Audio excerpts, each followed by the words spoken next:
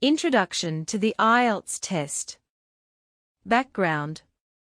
If you're preparing to take the Ielts test, you're not alone. Over 2 million people all over the world take the test each year.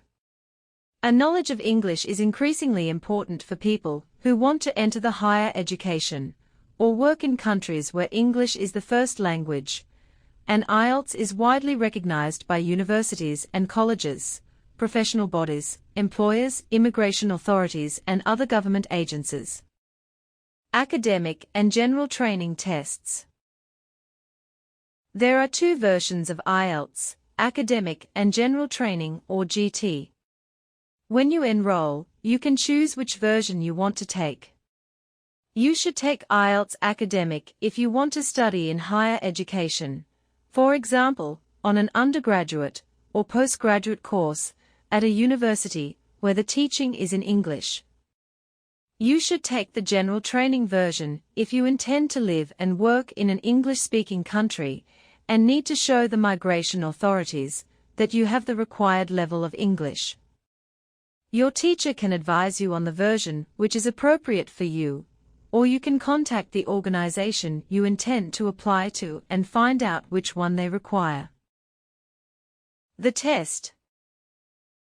There are 4 parts to the test: listening, reading, writing and speaking, and you must take them all. The total test time is 2 hours and 45 minutes. The tests of listening and speaking are the same for all candidates, but the tests of reading and writing are different depending on whether you chose the academic or general versions. You do the listening, reading and writing tests on the same day, and usually the speaking test is done a few days before or after the other components. Scoring. Ielts assesses your language knowledge and skills and gives you a band score from 1 to 9 in each of the 4 parts of the test, and also an overall band score from 1 to 9 for the whole exam, which is an average of the scores for each part. There is no pass or fail in Ielts because the college, university, or organization you're applying to will tell you the band score you need to achieve. Ielts band scores. Band 9, Expert User. Has fully operational command of the language. Appropriate, accurate and fluent with complete understanding.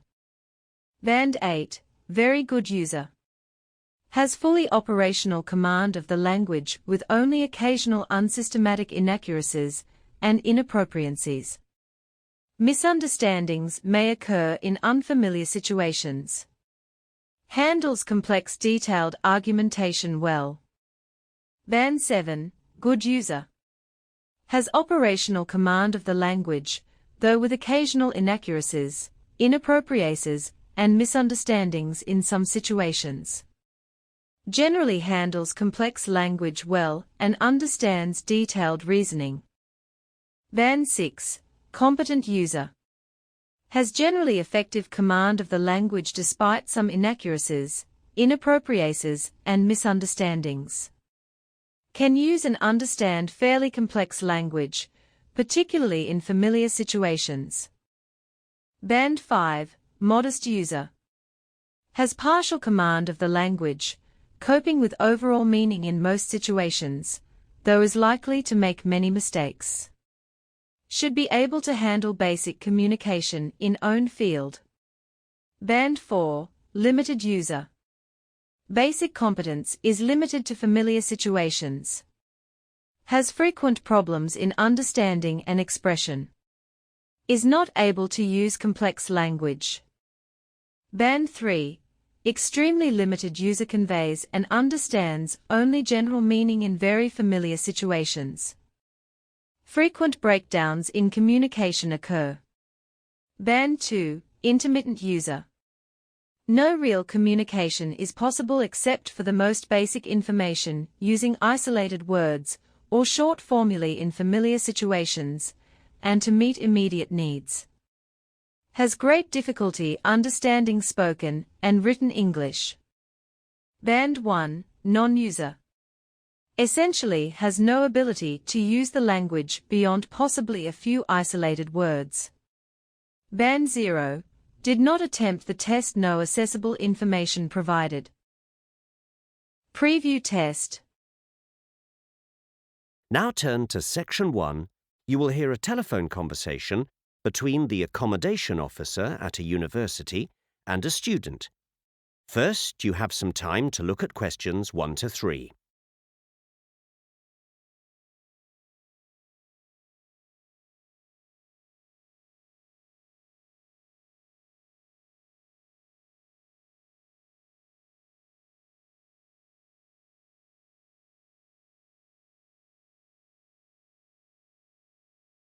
Now we shall begin. You should answer the questions as you listen, because you will not hear the recording a second time. Listen carefully and answer questions 1 to 3. Good morning. National University Accommodation Office. Rosemary speaking. How can I help you? Hi. I'm coming to do a short course at the university this summer, and I'd like to book some accommodation, please. OK. Have you seen the online booking form on our website? Oh, no. Sorry, I didn't realise. Don't worry. I can fill it in for you now if you like. Then I can email it to you so you can check it and submit it online. Will that be OK? Oh, yes. Thanks. OK. First of all, what's your surname? Blake. That's Blake. OK. And your first name? Daniel. Is that Daniel? Yes, that's right. Thank you. And have you studied with us before? Yes, I have. Great. Then you'll have an ID document with a number. Have you got that to hand? Yes. Here we are. The number is 410623. Thank you. And I'm putting male for gender. That's correct. Could I take an email address, please? Sure. It's d.blake@internet.com, all lowercase. OK. So that's d.blake@internet.com. That's correct. And do you have a phone number where you can be reached if there's a problem? Yes, that's 0779 435 354. 453354? No, 435 354. OK, I've got it. Before you listen to the rest of the conversation, you have some time to read questions 4 to 10.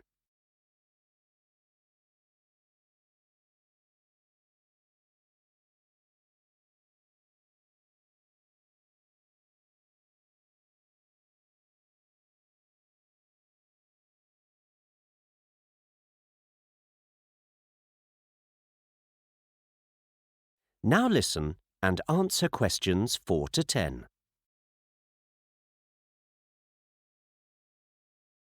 So, you said you're going to be studying with us in the summer. What course are you doing? I've enrolled to do art history. And which start date have you selected? The 1st of July? No, the later one. The 4th of August? That's it. And what type of accommodation would you like to book? Was it full board, half board, bed and breakfast, or self-catering? Self-catering, please. OK.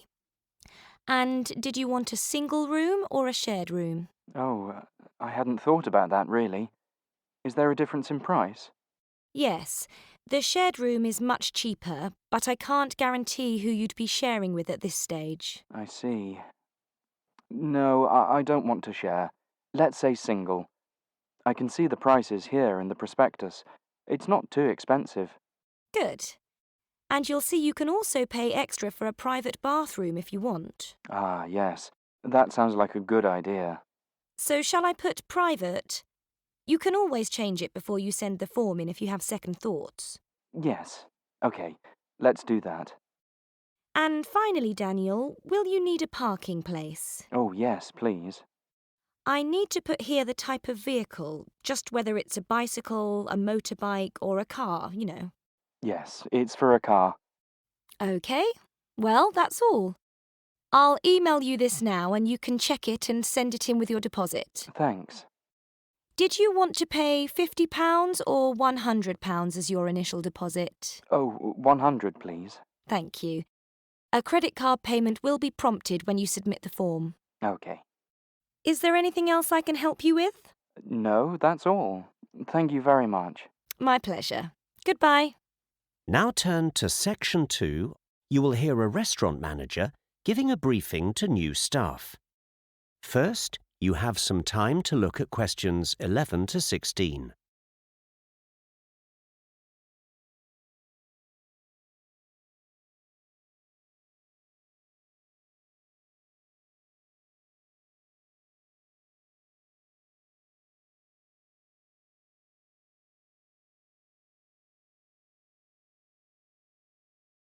Now listen and answer questions 11 to 16.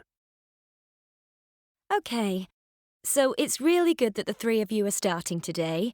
I can give you this briefing all together and save time. Basically, you're all going to be waiting at table, moving between the kitchen, the dining room and the bar, taking the customers' orders and bringing them their food and drinks. Most things are fairly obvious, but sometimes when it gets busy, you have to find things in a hurry and there's nobody to ask. So I'm going to show you where 1 or 2 key items are kept. First, cutlery. Knives, forks, spoons, that kind of thing. As soon as each table is vacated, when the diners get up to leave, you should come and clear the table and relay it. The clean stuff is kept just inside the kitchen, OK? The same place where the chef leaves the plates of food that are ready to be served. Remember, waiters aren't allowed to enter the food preparation area itself, so you needn't go any further into the kitchen than that. But before you can lay the table, you'll need to put on fresh table linen. Obviously the napkins, but also the cloth, even if it looks clean, will need changing. Clean table linen is kept in a cupboard here below the till, where we deal with the customer's payments, so you may have to be patient if somebody's waiting for a credit card authorization or something. Now, customers are given menus when they first enter the restaurant to look at while they're waiting at the bar to be shown to their table. All you have to do is collect these up after you've taken the order and return them to the stand by the front door. There are always spares there if you need one. There are real flowers on each table. These don't usually get changed between customers, but if people want to take them, they can. Or sometimes they get damaged. Anyway, if you need new ones, you can find them in a bucket of water beside the door that leads into the yard behind the restaurant. And finally, if there's a spill or a glass gets knocked over or you need something to clean up the mess, there's a supply of disposable towels next to the barman's sink. That's something you're sure to be needing sooner or later. And if anyone actually gets injured, there is always a first aider on duty. There's a duty list on the wall in my office, and there's a red box on the wall by the door into the restroom which you share with the kitchen staff. That's got all the necessary stuff in, bandages, plasters and so on. So, has anyone got any questions so far? Before you hear the rest of the talk, you have some time to look at questions 17 to 20.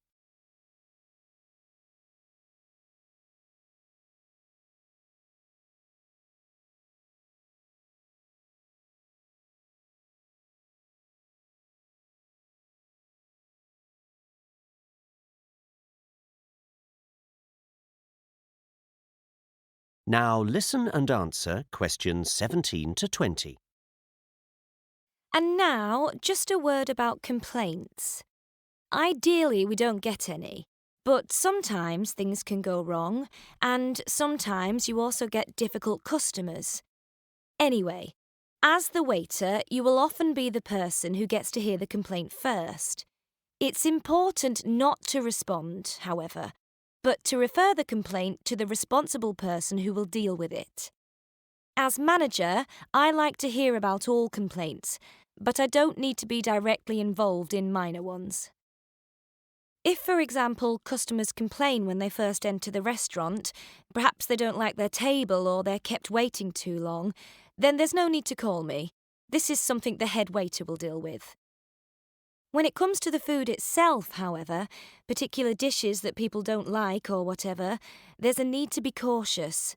The head chef is quite a strong character who doesn't like to be criticised. So, although in the end he will be responsible for dealing with complaints about the food, please don't approach him directly. Always go through the head waiter. Now, when it comes to complaints about the whole meal, whether it's the food or the service in general, then I do want to know.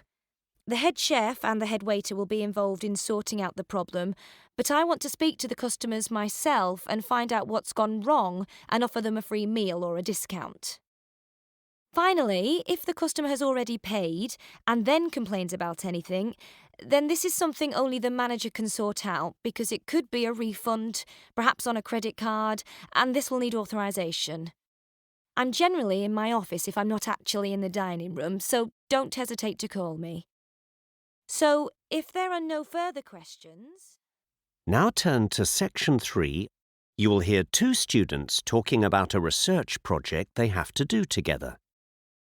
First, you have some time to look at questions 21 to 24.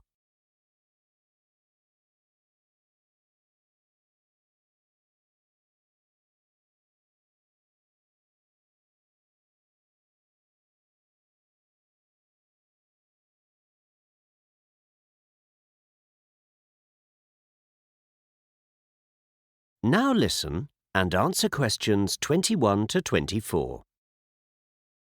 Hi, Mark. Kirsty, hi. So, we've got this research project to organise. I really like the idea of doing it on the allotment gardens opposite the college. Brilliant idea of yours. Oh, not really.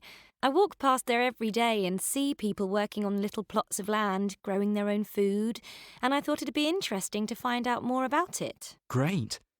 So, we'd better decide who's doing what in terms of gathering some background data. Right. I thought we ought to do two things. Do some background reading, then actually go and interview some of the people involved. Sure. I guess we could start by looking into why the allotment gardens are there, whose idea it was, when they were established, etc., looking at historical records. Well, I've already discovered that it was a national programme in the 1920s, so our local one would have been a part of that. I guess we could look at local records to see why this particular site was chosen. OK, I'll do that then. I guess it was wasteland or something. There's quite interesting geology and soils round here, actually. Oh, I don't think we need to go into all that. Oh, OK. But what you could do is find out what the terms and conditions are for the gardeners.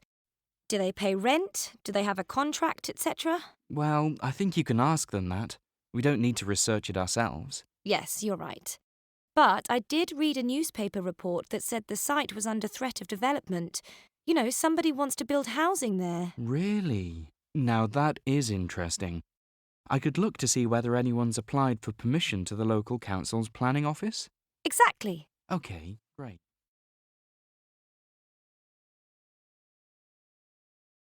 Right then, I guess we need to ask somebody if it's OK before we go over there and start talking to people. Yes. The land belongs to the city council and somebody there manages it. I'll give them a call. Great. He should be able to give you a plan of the site too. Yes, and maybe some indication of who amongst the gardeners it might be best to approach, like who's been there the longest or whatever. Yeah, OK. It might be good to have an introduction rather than just approaching them out of the blue, actually. I agree. Then I thought I ought to check out any other research there's been on the subject. Yes, that's true. We don't want to do stuff that's already been done. Before you hear the rest of the conversation, you have some time to look at questions 25 to 30.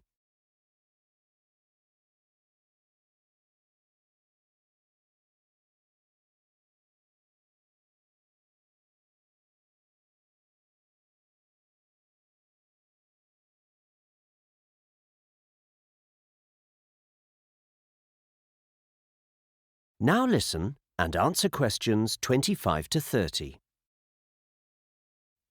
Have you got any idea what we should actually focus on in our research? Well, I think it's a choice between a survey about use, how many people use the land, how often they go, how productive it is, or something more attitudinal, like what motivates people to do it, what they get out of it, what difference it makes to their lives. Yes, I like that. Let's go with that. But what about issues, disputes between the gardeners, difficulties they have with the management, things like that? Well, I don't think we can make that our aim. There may not be any problems. Yes, you're right. Let's stick to the attitudinal focus then. Okay. I think the next stage is to do some preliminary work. Find out if we can get permission, see if anyone will talk to us, whether there are any specific issues we could focus on. Well, shouldn't we consult our tutor before doing all that? Get the go-ahead for the topic in principle? Well, she said specifically not to do that. To go to her once we had a definite proposal, with the details in place. Okay, let's do that then. I think that's going to be the hardest part. What, writing the proposal? No, finding what level of detail to go into. We could interview lots of people and try and find their overall views, or just pick a few and really do in-depth interviews with lots of questions. I think you're right. But I think once we start, we'll see what's going to work best with this particular context. Okay. Actually, there is one issue we could look into. Really? Yes, there's a particularly invasive wild plant species that grows around here. The college gardener said it's really hard to get rid of, and it makes growing other stuff difficult. I'm sure the gardeners on the allotments must have a problem with it. It's called creeping buttercup. Okay. What does it look like? Well, there are two types actually. Bulbous buttercup, which is not a problem, and creeping buttercup, which is. To tell the two apart, you have to look at the flowers. They are identical with yellow petals, but the creeping buttercup doesn't have little leaves which point downwards just under the flower. They're called sepals, whilst the bulbous buttercup does. Okay. And then it has polygonal-shaped leaves, rather than triangular-shaped leaves. So, if the leaf is divided into 5 sections, rather than 3, then it's the creeping buttercup. Right. Both plants have a long stem, which grows out of a bulb, which is below ground. But only the creeping buttercup sends out new stems from the base, which creep along the ground. And these are called stolons. It's these things which make the plants such a problem. Interesting. Now turn to section 4. You will hear an ecologist talking about how levels of biodiversity are calculated. First, you have some time to look at questions 31 to 40.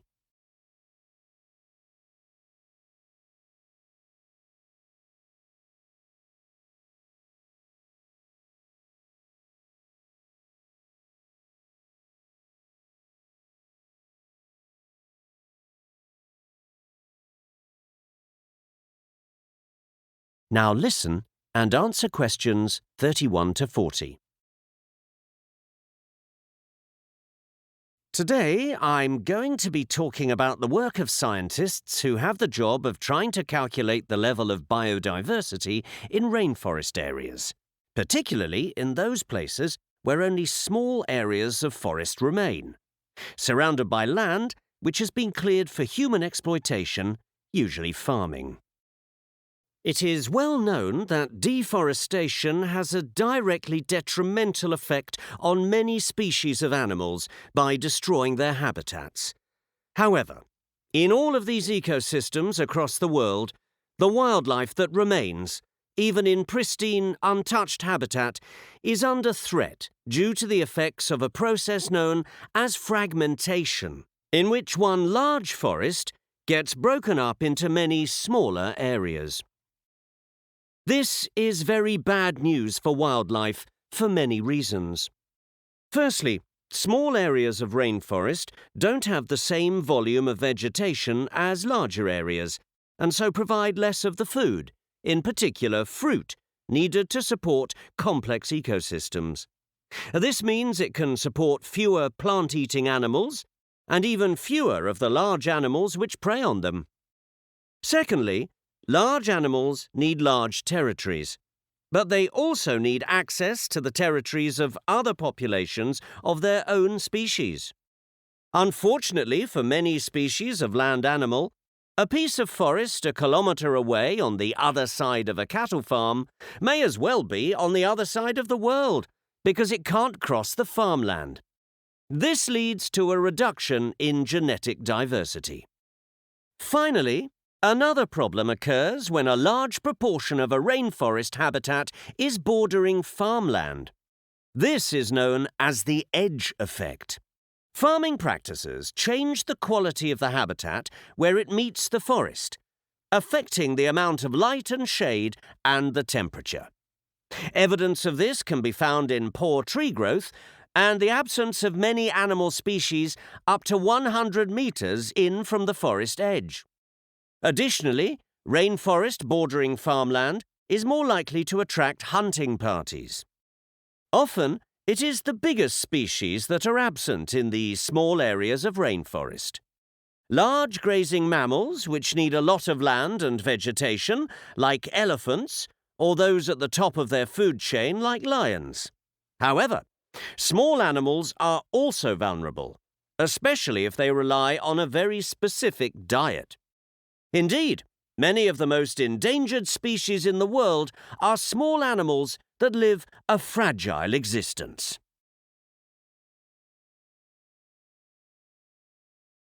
Assessing biodiversity starts with trying to work out how many species there are in an area, and estimating how many individuals there are of each species based on how many you find. The most basic method is to simply walk through a habitat and keep your eyes and ears open for the animals themselves or signs of them. This works for noisy animals such as monkeys, or birds with identifiable nests, or creatures with predictable hiding habits such as some snakes. Despite being simple, this technique does need careful consideration. Timing and location are everything. Trapping methods are useful for a wide range of different animals which are harder to spot. Small, ground-dwelling animals such as rodents and frogs can all be assessed with traps. For example, a temporary fence is put up, usually a long sheet of plastic. In trying to get around it, the animals fall into buckets dug into the ground. These have a layer of soil and leaves at the bottom, and the animals stay there until they can be checked, recorded, and released. Flying species such as bats and low-flying birds can be trapped using fine nets called mist nets. For those animals that are elusive and more difficult to trap, camera traps are great for determining the presence of that species, but are unlikely to be able to provide a good estimate of the number of individuals in a population. For those animals that can be caught, a microchip can be inserted under the skin, so it can be identified if caught again. Calculating how many captures are actually recaptures provides an estimate of how many of that species there are in total.